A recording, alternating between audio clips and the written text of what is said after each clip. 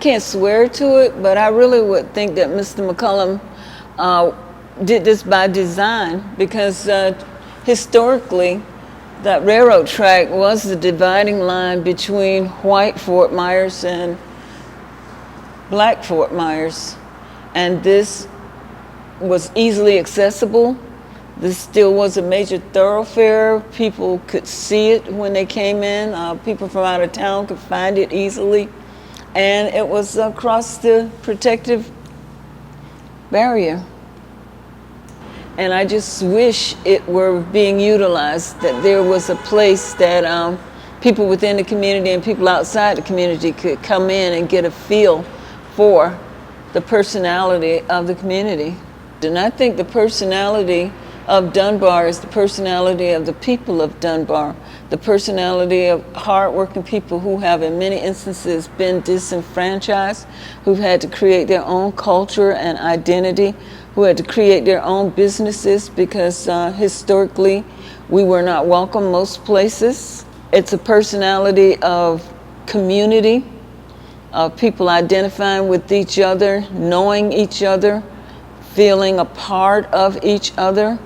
And I just think of the heartbeat of energy with people being who they are, in terms of I can be relaxed when I go this place. I don't have to feel like I'm not a part, or I'm not going to be allowed in because of some illegal laws, some unjust laws that were in effect when this building came about.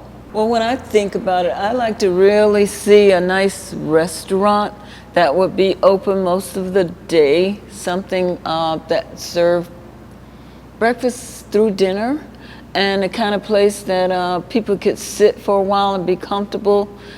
It had a lot of atmosphere, a feel for the community, something that acknowledged the African American history of the community.